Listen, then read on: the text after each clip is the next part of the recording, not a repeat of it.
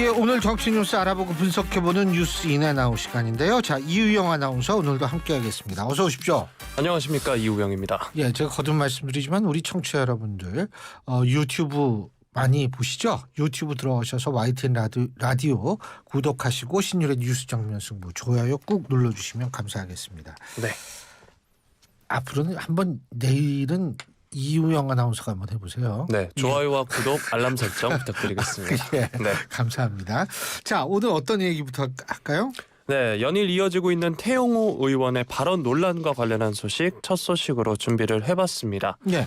강민국 국민의힘 수석 대변인이 오늘 언론 공지를 통해서 현재 태 최고위원의 발언과 관련해 확인되지 않거나 사실과 다른 이야기들이 언론을 통해 보도되고 있다. 이와 관련해 금일 오늘이죠. 김기현 대표는 심각한 우려를 표했다 이렇게 밝혔습니다. 이어서 김 대표는 당원과 국민 눈높이에 맞지 않는 일련의 사건들에 대해 윤리위에서 함께 병합해서 판단해 줄 것을 요청했다 이렇게 얘기를 했고요. 또 단호한 대처를 주문해 나갈 예정이라고 하는데 이 의혹에 대해서 이제 뉴스를 많이 접하셨겠지만 한 번 더 정리를 해드리면 3.8 전당대회 직후 태영호 최고위원이 의원실 직원들과 내부 회의를 하면서 이진복 대통령실 정무수석이 공천 문제를 거론하며 한일 관계에 대해 옹호 발언을 해달라는 취지의 요청을 했다는 취지의 발언을 했고요. 해당 발언을 하는 태 최고위원의 음성이 지난 1일 MBC 보도를 통해 공개돼서 당 안팎에서 논란이 일고 있습니다.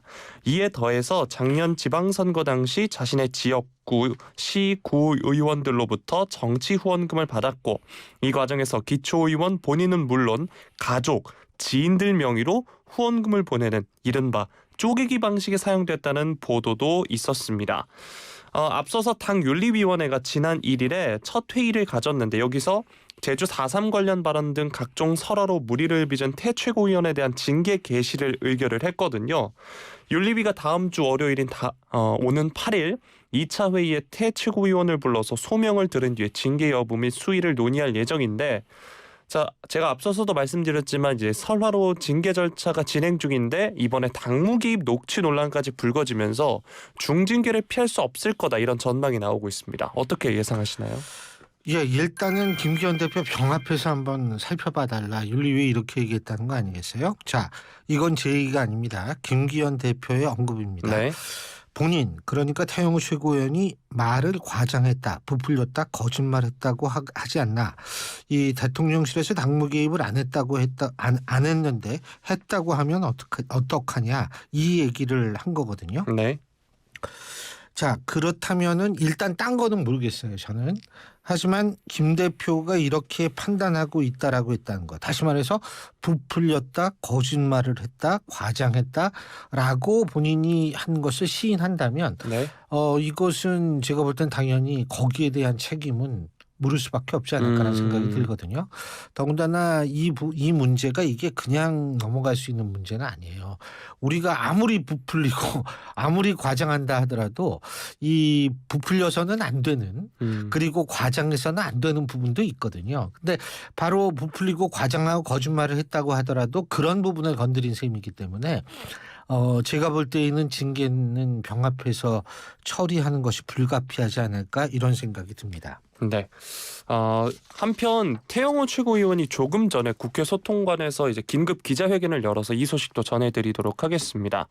태영호 최고위원이 이번 사건의 본질은 본인이 보좌진 전체가 참석한 회의에서 최고위원에 당선됐음에도 공천에 대해 걱정하는 보좌진을 안심시키고 최고위원으로서 활동 중심을 윤석열 정부 성공에 전념하도록 독려하는 차원에서 나온 발언이다.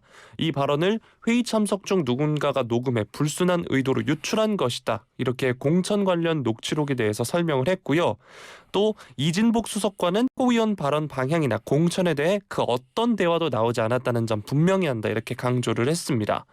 또 쪼개기 후원에 관련해서는 너무나 황당해서 말이 나오지 않는다. 후원금 모금과 관련해서 단 하나의 오점 없이 당당하다는 것을 밝힌다. 이렇게 목소리를 높였습니다. 그러면서 언론의 악의적 왜곡 보도에 강한 유감을 표했고요. 공무상 취득한 후원 정보가 아니고서야 알 수 없는 명단을 언론에 넘긴 건 심각한 불법 행위며 엄정한 법적 책임 물을 것이다 경고했습니다. 네, 태영호 최고위원은 그러면서 절대 굴복하지 않을 것이다 라고 하면서 강철 같은 정치인이 되겠다 이렇게 얘기를 했는데요. 기자회견 뒤에 기자들이 질문을 했습니다. 김기현 대표가 녹취록 의혹과 쪼개기 후원 의혹을 당 윤리위에 추가 병합했는데 어떻게 생각하느냐, 내부인이 녹취한 게 있느냐, 이진복 정무수석과 만났느냐, 자진 사퇴할 생각이 있느냐, 이런 질문이 계속해서 이어졌는데 대답하지 않고 퇴장했습니다. 태영호 의원의 기자회견은 어떻게 보셨나요? 일단 태영호 의원의 녹취록은 크게 두 부분으로 우리가 나눌 수 있다고 봐요. 하나는 내용이고 또 하나는 유출 경위입니다. 네. 그런데 태영호 최고위원이 기자회견에서 얘기하는 건 유출 경위만을 주로 집중적으로 얘기한 거예요. 네. 그리고 이제 물론 이 내용은 본인은 그런 얘기 한 적이 없다. 그렇다면 사실은 뭐냐면 한 적이 없는데 어쨌든 그런 얘기의 녹취록이 나왔으니까 네. 그 부분에 대해서는 본인이 겸허한 자세로 언급을 했어야 된다고 저는 봐요. 근데 난 그런 얘기 한 적 없다. 이진복 수석이랑 그런 얘기 한 적 없다. 근데 일단 녹취록은 나온 거 아니에요. 예? 그럼 이게 가짜가 아니라면 본인이 거기에 대해서 내가 이게 국민으로서 최고위원이 당선되고 나서도 이렇게 부적절한 좀 뻥을 쳐서 내가 정말 죄송합니다 라고 이 얘기를 저는 당연히 비중 있게 했어야 된다고 봐요. 그리고 그 다음 누가 유출했는가, 물론 저도 개인적으로 궁금해요. 근데 사실은 이 사안의 핵심은 그 내용과 그리고 왜 그런 식으로 부풀리게 얘기를 본인의 주장대로 부풀리게 했으면 부풀리게 얘기했느냐, 이 부분이라고 생각하거든요. 근데 이제 본인은 이 두 번째 유출 경위만 자꾸 하는 거, 그럼 수사하면 나와요. 수사하면 나오는 거기 때문에 네. 이거를 기자회견까지 하면서 얘기할 이유는 저는 사실 없다고 생각하고, 그러니까 이게 혹시 이 시선 돌리기용이 아닌가, 이런, 물론 본인도 좀 굉장히 곤혹스럽겠죠. 그런 생각을 좀 하게 됩니다. 그리고 뭐 쪼개기 후원 의혹, 이거는 뭐 어젠가요? 오늘인가요? 그게 네. 거기에서 보도가 된 건데, 뭐 이것도 제가 볼 때는 일단 당에서 자체적으로 조사를 한다니까 좀 지켜봐야겠죠. 네. 유출 경위만 집중적으로 얘기했다 이렇게 얘기를 해주셨고요. 거기에 비중이 더 많이 있다는 거죠. 네. 예. 또 다른 녹취록 관련 이야기입니다. 두 번째 소식은 더불어민주당 이야기인데요. 2021년 전당대회 돈봉투 의혹의 당사자로 지목된 윤관석 그리고 이성만 의원이 오늘 탈당 의사를 밝혔습니다. 오전에 국회에서 기자들과 만났는데요. 먼저 윤 의원은 선당후사 마음으로 탈당하기로 결론 내렸다 이렇게 얘기를 했고요. 조사나 과정에서 성실하게 이 문제를 밝혀나가도록 하겠다 말했습니다. 또 이성만 의원도 국민 여러분께 진심으로 사과 말씀드린다면서 법적 투쟁으로 진실을 밝혀나가는데 최선을 다하도록 하겠다 이렇게 말했습니다. 윤 이 의원이 앞서 국회 비공개 최고위에서 이재명 대표 등 당 지도부에게 이 같은 뜻을 전달했다라고 하는데요. 이에 이 대표는 아쉽고 안타깝다, 끝까지 함께 가지 못하는 것에 대해 미안하다, 결단에 감사하다 이렇게 말했다고 하고요. 두 의원이 오늘 오후 3시 의원총회에서 신상 발언을 통해서 자세한 탈당의 변을 밝힐 예정이라고 하는데, 제가 조금 전까지 확인해 본 바로는 일단은 이제 당에 사과하고 심력기초 죄송하다 이런 발언을 했다는 것까지 전해지고 있습니다.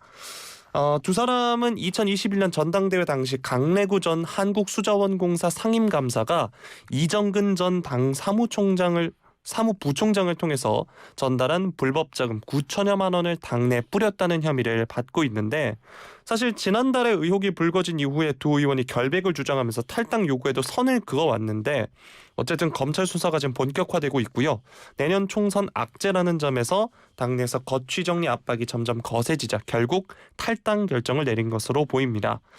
한편 민주당은 돈봉투 의혹 사태 돌파구 마련 차원에서 새로운 박광원 원내대표 주도로 쇄신 의원총회를 잇따라 열어서 당 혁신 방안에 대한 중지를 모을 계획이라고 하는데요. 박 원내대표는 쇄신 의총 전 과정은 민주당의 집단지성을 통한 정말로 국민들이 바라는 쇄신 방안을 마련하는 과정이 될 것이다 이렇게 말을 했습니다. 윤 이 의원이 자진 탈당을 하면서 선당후사, 참 요즘 정치인들이 많이 하시는 말씀인데 선당후사를 앞세웠습니다. 이번 자진 탈당에 대해서 어떻게 평가하시나요? 이게 우리가 어제는 참 이우영 아나운서가 안 왔죠. 네. 어제 뭐 했어요? 네.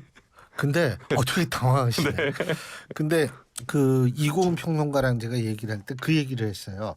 이게 정치적 프레임으로 자꾸 이 가는 거 엮으려고 하는 거 아니냐. 그때 제가 이제 이런 얘기를 했거든요. 이 지금 뭐 정치적 프레임 그럼 이게 모든 게 정치적 프레임으로 되는 거기 때문에 부담이 클 것이다 이런 얘기를 했는데 오늘 이렇게 되는 거 보면 첫째 정치적 프레임, 정치적 탄압 프레임은 더 이상 이 사안에 대해서는 별로 사용하지 않을 것 같다. 왜냐하면 관련자들이 지금 모조리 네. 탈당시켰는지 했는지는 모르겠습니다만 자주간 탈당한 결과가 된 거 아니겠습니까? 그래서 이거는 아마 당과 무관한 쪽으로 무관하다는 입장으로 나갈 가능성이 있다라는 느낌을 저는 받고요.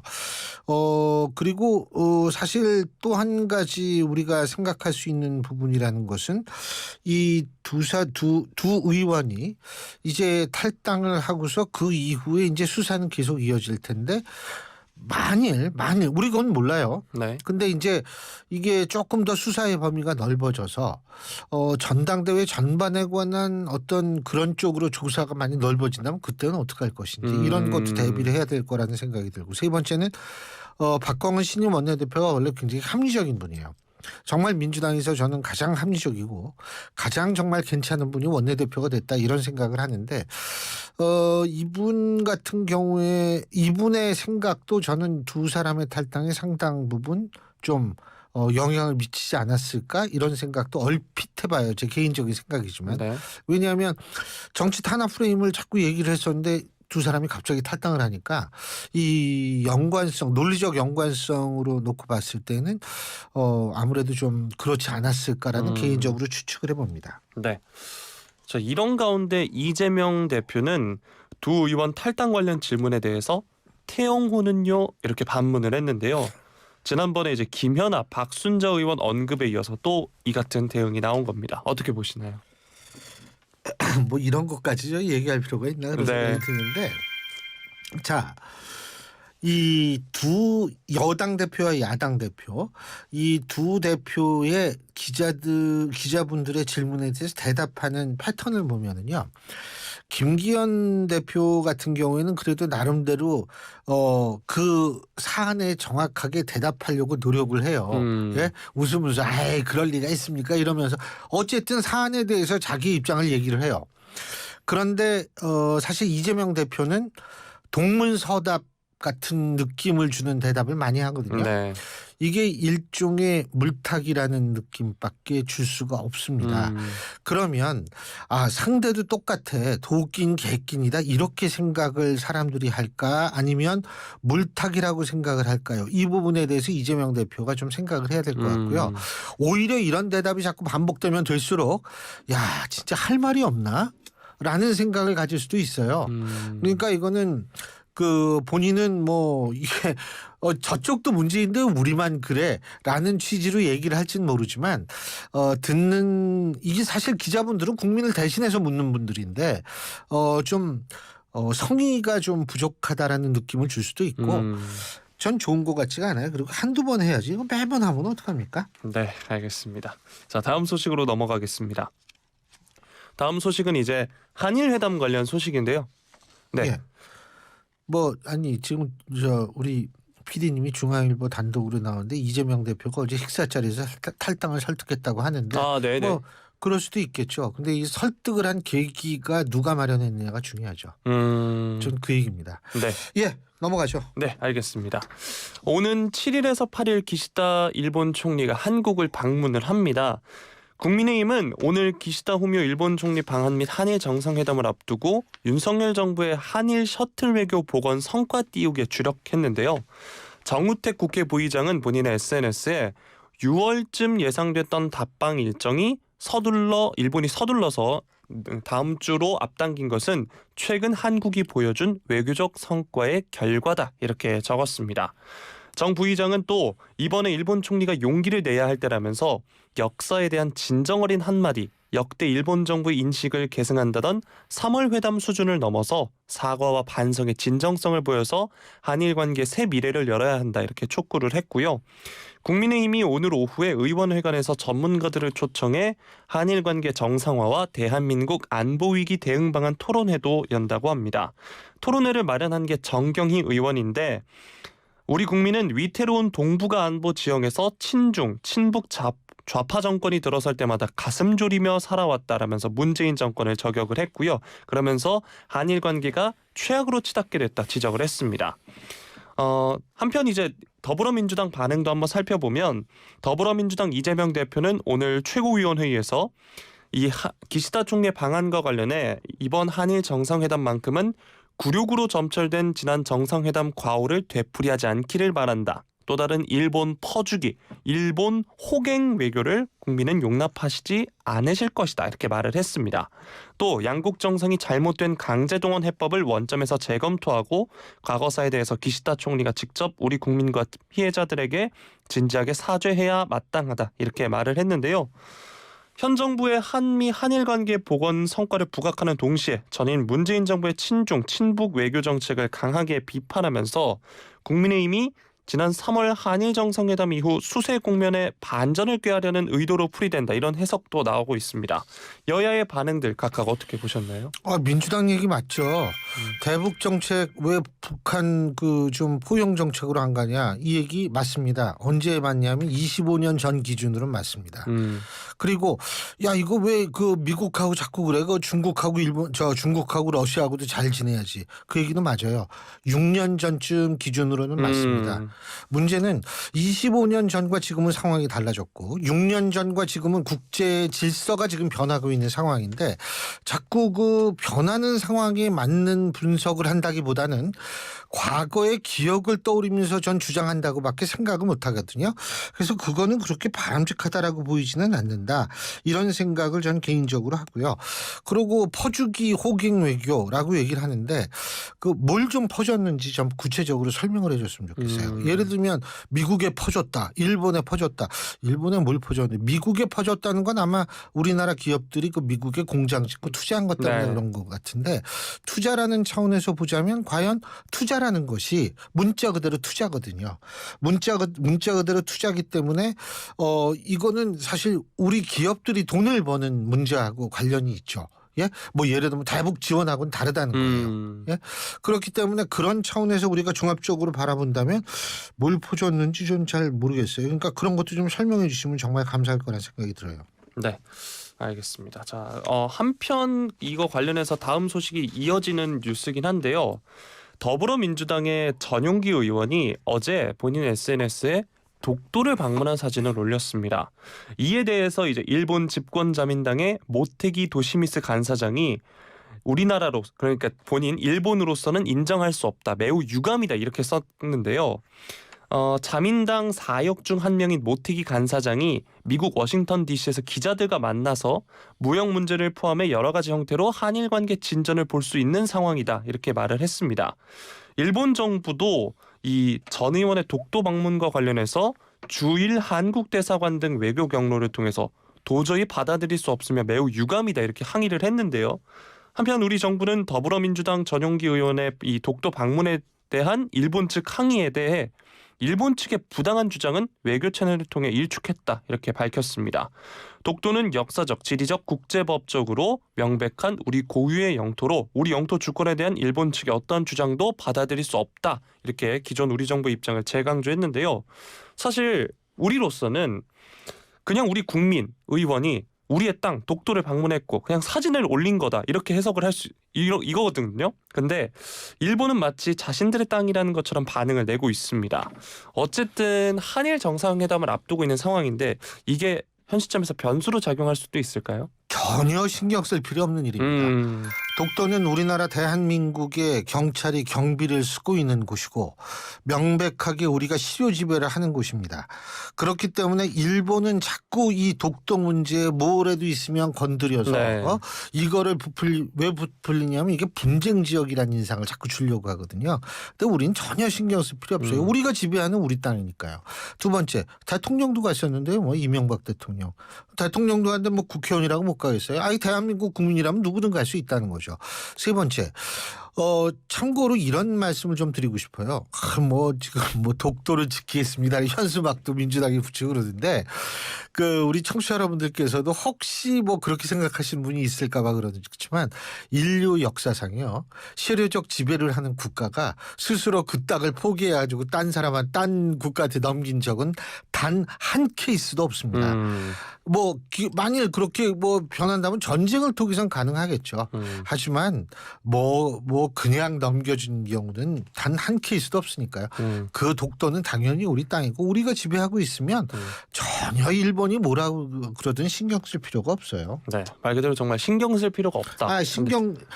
왜 옛날에 휴대폰 전화에 잠시 동안 휴대폰을 꺼주셔도 됩니다. 이 부분은 신경 꺼도 됩니다, 우리가. 네, 알겠습니다. 저도 이제 대학교 때 이 외교부 서포터즈라는 활동을 하면서 이 독도 관련 우리 사안에 과 학생 대해서 중에 통일부 서포터스 있어요. 네, 통일부나 이제 네. 저도 외교부 활동을 해서 많이 관심이 가는 사안이었습니다. 자, 마지막 소식은 이제 정개특위 관련 소식인데요. 예. 국회 정치개혁특별위원회는 500명의 시민 참여단을 대상으로 내년 총선에 적용할 선거제 개편안과 관련한 공론조사를 실시할 계획이다. 이렇게 전해지고 있습니다. 정개특위 위원장인 더불어민주당 남인순 의원이 오늘 오전 국회 브리핑에서 한국 정치 역사상 최초로 선거제도 개편에 대한 국민 공론조사를 실시한다. 이렇게 밝혔는데요. 앞서서 정개특위가 한국리서치 또 서울대학교 사회발전연구소가 공동으로 참여한 컨소시엄을 공론화 사업 수행업체로 선정한 바 있습니다.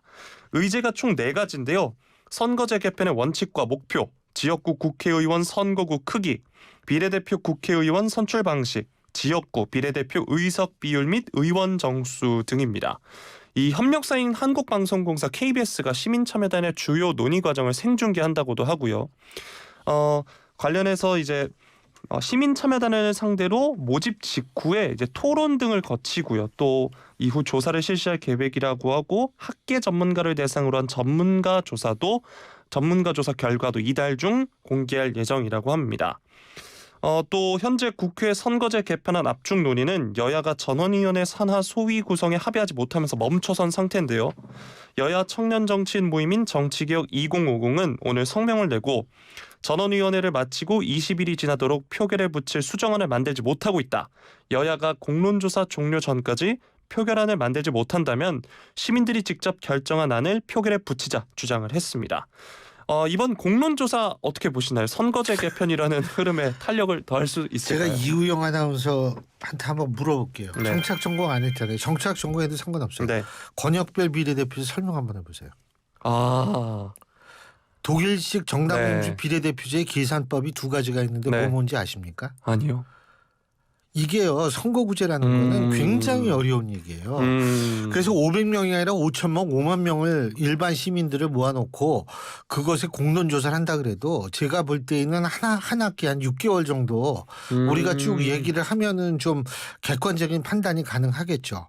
하지만 그렇지 않을 경우에는 정확한 판단을 내리기는 상당히 너무나 복잡한 문제다. 저는 사실 그렇게 말씀을 드리고 싶고요.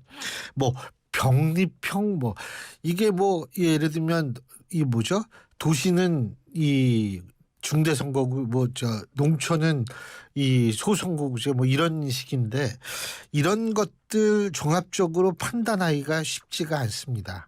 그래서 이것을 공론화한다라는 것은 물론 취지는 이해하겠습니다만 자칫 공론화 과정이 어떤 정치적 결정 과정의 하나의 액세서리 같은 역할을 하면은 전 그거는 안 좋다고 생각하거든요.